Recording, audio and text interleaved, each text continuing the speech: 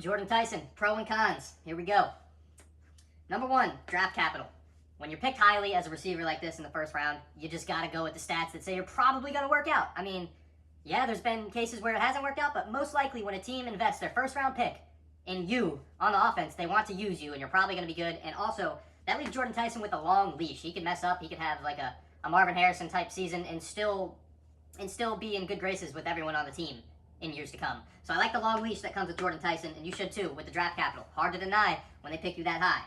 Number two, college history. What do I mean by that? I mean that Jordyn Tyson is proven to be good at the game of football, and I believe he played for 4 years in college, and if you look at his stats, he was good every year he was in college. He was not a late year breakout, like some college people like Mike Washington in the running back class.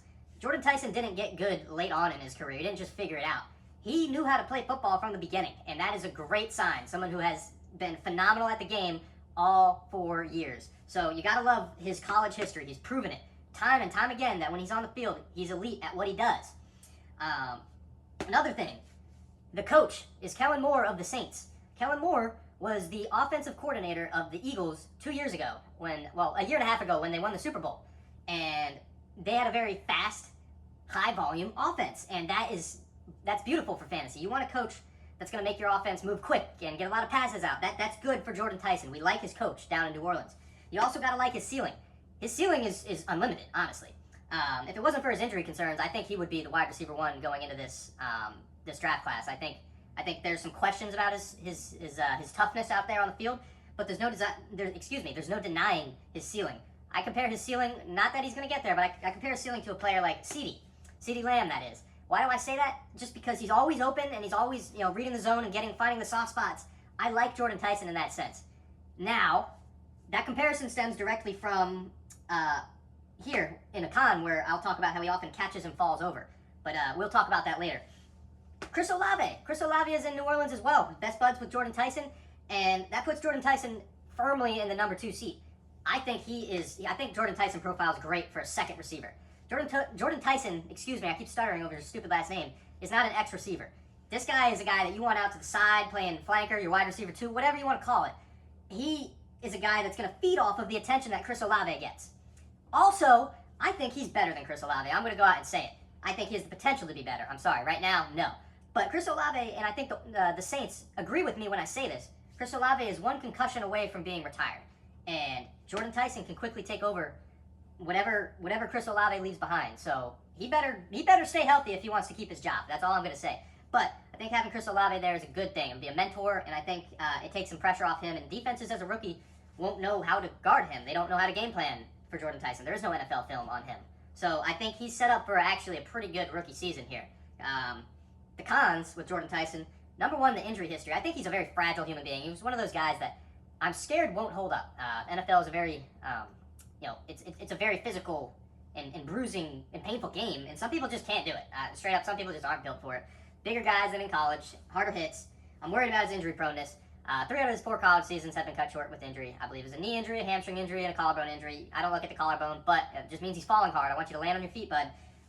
But the knee and the hamstring, that does scare me a little bit. So every season he's played, he hasn't played a full season. Expect that to continue in the NFL. Catch and fall. He gets open, and he runs great routes, and he knows how to beat a defender to a spot. But he's not doing too much after the catch, which is okay. He's no Tyler Lockett. He's not just falling down. But I'm saying he's not like... His athleticism and juke moves happen before he gets the ball, not after. Once he gets the ball, he's going to get tackled soon, okay? Not to say he isn't fast or quick, but he's fast without the ball in his hands. There's 2 different types of speed. So just know that's the type of receiver you're getting. That's why I related him to a CeeDee Lamb. CeeDee Lamb is always open. But how much is he getting after he's open? Not much. So, but that doesn't make him a bad player at all. It's just a play style that I decided to put in the con category. The Saints, it's a bad franchise. They've been bad for a little bit. I don't necessarily like drafting people on bad offenses, so... consider that you're on the Saints, and the Saints are going to get a lot of 4 and outs, 3 and outs, and their defense isn't going to get off the field rather quick either. So just be aware that watching the Saints is going to be painful, even this season. I think they did get better, but even still, it's going to be a little bit of a tough watch.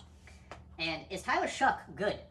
I don't think he's good. I think a lot of people believe that after his hot ending to the year last year.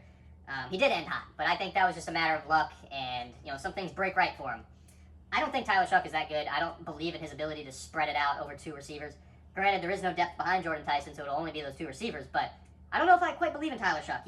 Who knows? It can be a very big disappointment, all right? It can also break good. He could be a good quarterback like he showed at the end of last year, but be wary that the quarterback situation is not great over in New Orleans.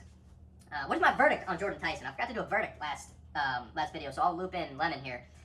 The verdict is if you're in a win now mode, you want to draft Jordyn Tyson. He's going to have a lot better production. He's going to rise in value. If you want to sell him next year, be my guest because he's going to have a good year. He's going to get injured, but he's going to look good when he's on the field.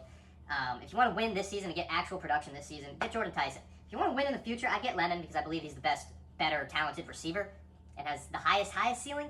I think in later years when things open up for Lemon and maybe he gets in a different offense, I think Lemon is the dynasty play. But if you're in redraft or you want to win this year in dynasty, I think Jordyn Tyson can actually be a very good contributor.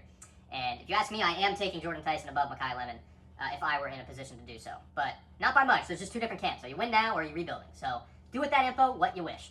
So that's Jordyn Tyson for you.